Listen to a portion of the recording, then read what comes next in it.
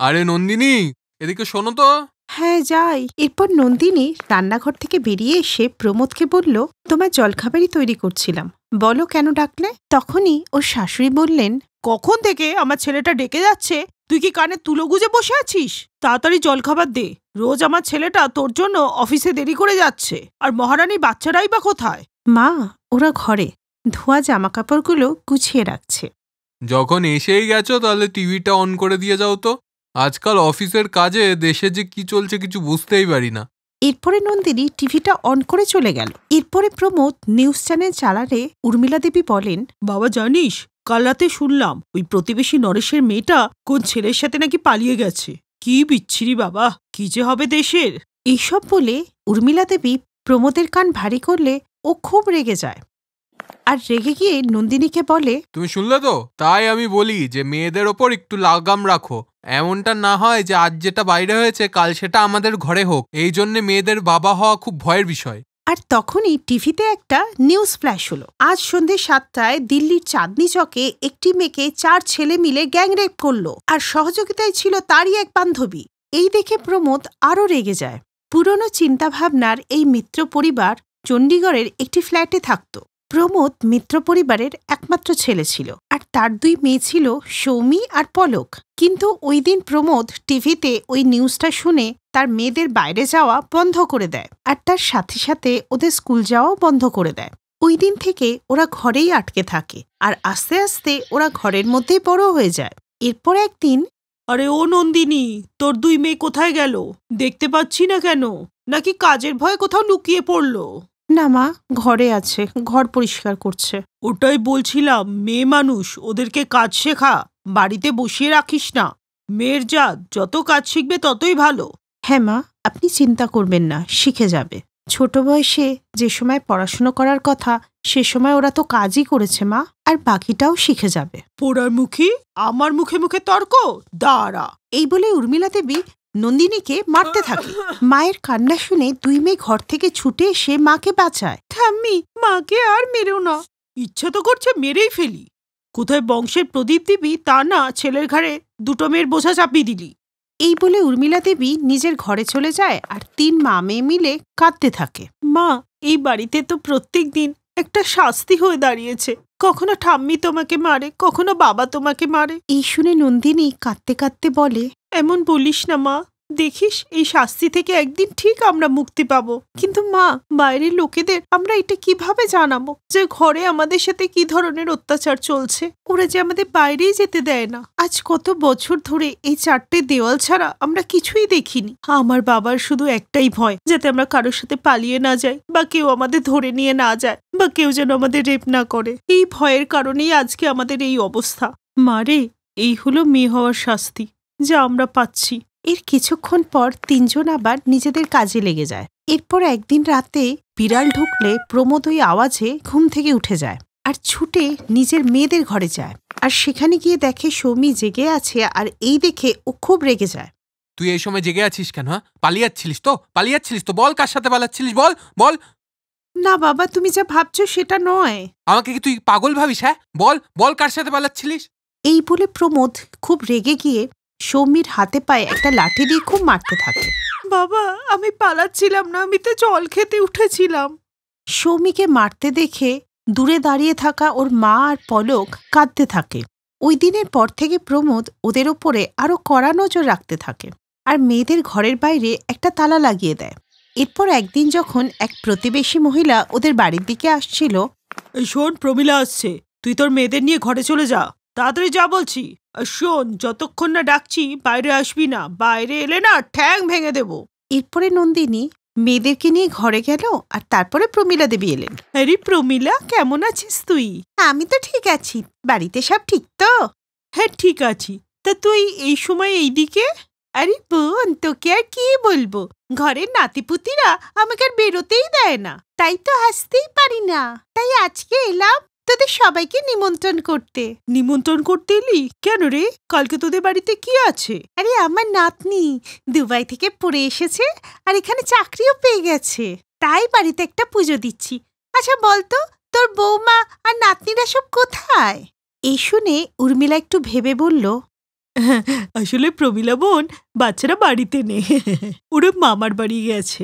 আমারও ওদের ছাড়া ভালো লাগে না। বুঝি না বাবা, যখনই আসি তখনই দেখি তোমার বৌমা আর নাতনিরা তাদের মামা বাড়ি। প্রমীলার একটু অদ্ভুত লাগলে সে ভাবতে লাগলো নিশ্চয়ই একটা ব্যাপার আছে।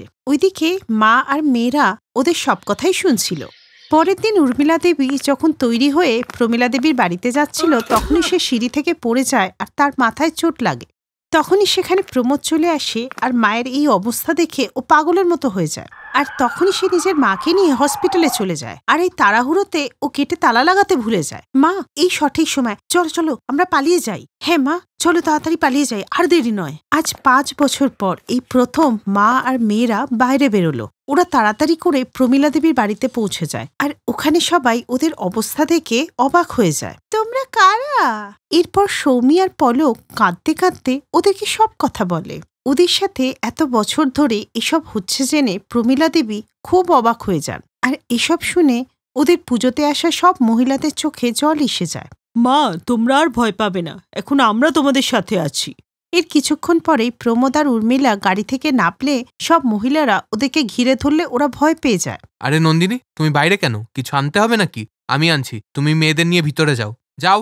তখনই নন্দিনী এসে প্রমোদকে এক চড় মারে আর কেঁদে বলে, এইভাবেই তোরা আমার নির্দোষ মেয়েদেরকে মেরেছিস, দেখ এখন কেমন লাগে, জানোয়ার কোথাকার। এরপর সবাই মিলে ওদেরকে পুলিশের হাতে তুলে দেয় আর ওদের সারা জীবনের জন্য জেল হয়ে যায়। ওই দিনের পর থেকে মা মেয়েরা স্বাধীন হয়ে যায় আর প্রত্যেক দিনের শাস্তি থেকে ওরা মুক্তি পায়।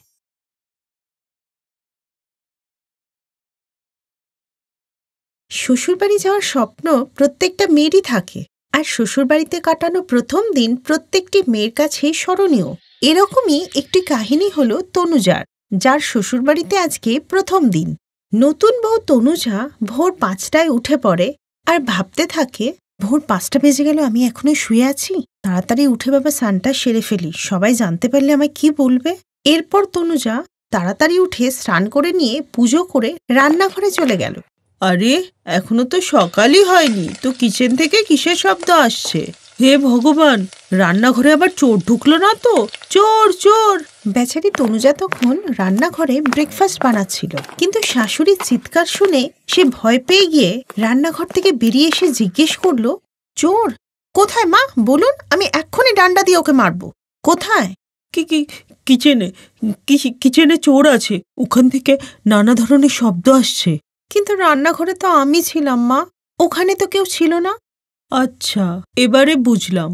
আমি তো আওয়াজ শুনলাম, তাই ভাবলাম বিয়েবাড়ি তো, তাই চোরটোর আসতেই পারে। কিন্তু বৌমা, তুমি এত সকাল সকাল কিচেনে কি করছিলে? মা, আমি তো জলখাবারের ব্যবস্থা করছিলাম। তাই বলে এত সকালে? গোটা দিন তো পড়েই আছে, এই কাজগুলো তো পরেও করা যাবে। বৌমা, তুমি খুবই ক্লান্ত, তাই এসব কাজটা ছেড়ে দিয়ে যাও, একটু রেস্ট নাও মা, যাও। উফ, কি ভালো শাশুড়ি পেয়েছি আমি, যে আমাকে আরাম করতে বলছে। আর এক ছিল আমার মা, যে সূর্য ওঠার আগেই আমাকে বলতো, সূর্য কখন উঠে গেছে, এখনো ঘুমিয়ে আছিস, আর ঘুমাতে হবে না, ওঠ ওঠ, এই বলে আমাকে তুলে দিত। আর এখানে তো শাশুড়ি মা সূর্য ওঠার পরেও বলছে, ঘুমিয়ে থাকো ঘুমিয়ে থাকো। এই বলে তনুজা খুশি মনে আবার ঘুমোতে চলে গেল। আর শুতে শুতে ওর অনেকটাই দেরি হয়ে গেল। তখনই হলে বসা ওর পিসি শাশুড়ি আর মামি শাশুড়ি বলছিল, আরে, আমরা মেদিনীপুর থেকে এত দূরে এসেছি কি এই ঘুমোনো বউকে দেখতে? আরে, এখনকার মেয়েরা তো বীরঙ্গনা হয়ে শ্বশুর বাড়িতে ঘুরে বেড়ায়, আমাদের মতো নাকি যে শ্বশুর বাড়ির ভয়ে কাঁপবে। পেছনে দাঁড়িয়ে রজত ওদের সব কথাই শুনছিল। নিজের বউর নিন্দা শুনে সে এগিয়ে এসে ওদেরকে বলল, আরে পিসিমা, ও তো কখন উঠে গেছে, ও কাপড়গুলো ভাঁজ করে রাখছে। আসলে সারা ঘরটা এলোমেলো হয়ে রয়েছে তো, আর তুমি তো জানোই বিয়েবাড়িতে অনেক কাজ থাকে। এই বলে রজত তাড়াতাড়ি ওর ঘরে গিয়ে তনুজাকে ডেকে বলল, সোনা, তাড়াতাড়ি উঠে পড়ো, সবাই তোমার জন্য বাইরে ওয়েট করছে, তাই এখন চটপট করে উঠে পড়ো। কিন্তু আমি তো সেই ভোর 5টায় উঠে স্নান করে পুজো করে সবার জন্য ব্রেকফাস্ট বানিয়ে নিয়েছিলাম, কিন্তু তারপর মা বললে শুয়ে পড়তে, তাই শুয়ে পড়লাম। ওরে আমার নতুন বউ, তুমি 5টায় উঠেছ? তবে এখন তুমি ঘুমিয়ে থাকো। না না, এখন আমার ঘুম পুরো হয়ে গেছে। বলো, তুমি কি বলছিলে? এরপর রজত তনুজাকে সব কথা বলল। আর আমার তো এটা কিছুতেই সহ্য হয় না যে কেউ আমার সামনে আমার বউকে অপমান করুক। আচ্ছা, এখন তুমি তাড়াতাড়ি রেডি হয়ে বাইরে এসো, সবাই তোমার জন্য ওয়েট করছে। এই বলে রজত বাইরে চলে গেল। হে ভগবান, এসব কি হচ্ছে? কাল পর্যন্ত যে আত্মীয়রা আমাকে আশীর্বাদ দিচ্ছিল তারাই আজ আমার সম্বন্ধে না জেনে নিন্দা করছে। এরপর তনুজা রেডি হয়ে বাইরে এসে ওনাদেরকে জিজ্ঞেস করলো, পিসিমা, মামি, আপনারা ব্রেকফাস্ট করেছেন? তুমি কি ভাবলে তুমি খেতে না দিলে আমরা কি উপোস করে বসে থাকবো? আর সময়টা দেখলে কটা বাজে? তখনই সেখানে সরোজ এসে বলল, আরে, এ বেচারি তো ভোর 5টাতেই উঠে গেছিল। তারপরে স্নান করে পুজো করে সবারই ব্রেকফাস্ট তো ওই বানিয়েছে। সে তো ভোর ছিল, তাই আমিই ওকে শুতে বলেছি। আরে দিদি, বউকে যত দাবিয়ে রাখতে পারবে ততই তোমার জন্য মঙ্গল। আর একটু ছাড় দিলেই বেহাত হয়ে যাবে, বুঝলে? আজ আমার শ্বশুরবাড়িতে প্রথম দিন, আর এরা কিরকম আত্মীয় রে বাবা! প্রথম দিন থেকে বউকে দাবিয়ে রাখার কথা বলছে। আরে আমি কোনো জানোয়ার নাকি? তনুজা এসবই ভাবছিল, তখনই পেছন থেকে আওয়াজ এলো, বৌদি, চলো তো, তাড়াতাড়ি সুটকেসটা খুলে আমাকে দেখিয়ে দাও তো আমার জন্য কি কি জিনিস এনেছো। হ্যাঁ হ্যাঁ, সবাই রুমে আসুন, দেখাচ্ছি। আরে, রুমে যাব মানে? এখানে সুটকেস নিয়ে এসো, এখানেই আমরা দেখব। আরে, এখানে আনার আবার কি দরকার? মা তনুজা, যার যেটা তাকে সেটা দিয়ে দাও। না না বাবা, এমনটা হবে না। ননদকে তার পছন্দের জিনিসটা দিতেই হবে। যেটা নিয়ম আমি সেটাই করব। হ্যাঁ হ্যাঁ, তোর মাও তো আমাকে ঠিক আমার পছন্দের মতো জিনিসই দিয়েছিল, তাই না? যে তুই তোর বৌদির কাছে চাইছিস। আরে, এ কি বলছো তুমি? তুমি তো আমার সবথেকে প্রিয় বেনারসিটার ওপরেই হাত দিয়েছিলে, আর আমি বেচারি কিছুই বলতে পারিনি। এরপর বেচারি তনুজা ভারী সুটকেসটা তুলে নিয়ে হলে এলো, আর সুটকেসটা খুলতেই ওর পছন্দের শাড়িটা ওর ননদ তানিয়া নিয়ে নিল। আর বেচারি মনে মনে ভাবতে লাগলো, আরে, এটা যে আমার ফেভারিট শাড়ি। আচ্ছা, এখন আমাকে যেতে হবে, তো যাবার আগে ভাবছি নতুন বউর হাতে একটু মিষ্টি খেয়ে যাই। হ্যাঁ হ্যাঁ পিসিমা, আপনারা সবাই বসুন, আমি সবার জন্য হালুয়া বানিয়ে আনছি। হালুয়া নয় বৌদি, আমাদের এখানে নতুন বউকে পায়েস বানাতে হয়, আর তোমাকেও তাই বানাতে হবে। পায়েস? তনুজার মা মিষ্টি আইটেমের মধ্যে শুধু হালুয়া বানাতে শিখিয়েছিল, তাও বিয়ের 1 সপ্তাহ আগে। হে ভগবান, আমি এখন কি করব? আমি তো মায়ের কাছ থেকে 6-7 দিন শুধু হালুয়া বানাতেই শিখেছিলাম। একটা কাজ করি, হালুয়ার রেসিপি দিয়েই পায়েসটা বানাই। কিছুক্ষণ পরেই তনুজা পায়েস বানিয়ে নিয়ে আসে। চালটা ঠিকঠাক সেদ্ধ হয়েছে, কিন্তু দুধের সাথে ঠিকমতো মেশেনি। এই নাও বৌমা, তোমার বিয়ের উপহার। বেঁচে থাকো মা। এই বলে তনুজাকে পিসি শাশুড়ি একটি সোনার চেন দিল, আর মামি শাশুড়ি একটি আংটি। আপনারা যে আমার বৌমাকে বুঝতে পেরেছেন, এটাই বড় কথা। এসবের আর দরকার ছিল না। দরকার ছিল না মানে? এটা কি শুধু তোমারই বৌমা, আমাদের কেউ নয়? হ্যাঁ, ও যে তোমার সাথে আমাদেরও বৌমা। বৌমা, তুমি খুব ক্লান্ত, যাও নিজের ঘরে গিয়ে রেস্ট নাও। এরপর তনুজা সবাইকে প্রণাম করে নিজের ঘরে চলে গেল। সন্ধেবেলা বৌমার মা বাবা আসছেন, দেখি কি নিয়ে আসেন। সেটাই নিয়ে আসবে যা তোমার মা বাবা নিয়ে এসেছিল, শূন্য হস্ত। আর বিয়ের সময় যে ট্রাক ভর্তি জিনিসপত্র এলো, সেগুলো আপনি দেখেননি? চলো, আমি তো চললাম বাড়ি, আর তোমরা ননদ বৌদি বিয়ের 30 বছর পরেও লড়াই করতে থাকো। হ্যাঁ হ্যাঁ, আমিও আসছি। এরপর ওরা ওখান থেকে চলে গেল। সন্ধেবেলা তনুজার মা বাবা তার শ্বশুর বাড়িতে এলো। আরে বেয়াই, বেয়ান, আসুন আসুন। কেমন আছেন বেয়ান? আমি যে কখন থেকে সন্ধ্যের অপেক্ষা করছিলাম। কোথায় আমার মেয়েটা? ও তৈরি হচ্ছে। আর সন্ধ্যের অপেক্ষা কেন করছিলেন? এটা তো আপনারও বাড়ি, তাই আগেই আসতে পারতেন। সে তো ঠিকই। অন্যদিকে তনুজা রজতকে বলল, এই শোনো না, আমার না শাড়ি পরে মা বাবার কাছে যেতে না লজ্জা করছে। আগে কোনোদিন পরিনি তো। এই নাও সালোয়ার, আমি তোমার জন্য কিনেছিলাম, তুমি এটা পরে নাও, আমি মায়ের সাথে কথা বলে নেব। এরপর তনুজা সালোয়ার স্যুট পরে রেডি হয়ে সবার সামনে এলো। এই যে আমার বৌমা এসে গেছে, দেখো তো চুড়িদারে ওকে কত সুন্দর দেখতে লাগছে। বৌমা, তুমি না চুড়িদারই পরবে। এরপর তনুজার সবকিছুই খুব ভালো লাগছিল।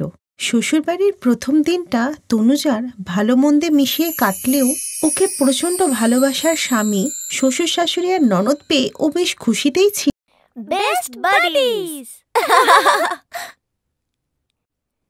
হ্যালো ফ্রেন্ডস, এই ভিডিওটা দেখার জন্য ধন্যবাদ।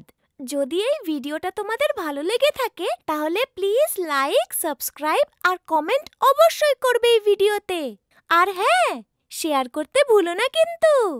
আরো অনেক মজাদার ভিডিও দেখার জন্য নিচে দেওয়া এই বেল আইকনটাকে প্রেস করো। দেখতে থাকো বেস্ট বাডিজ।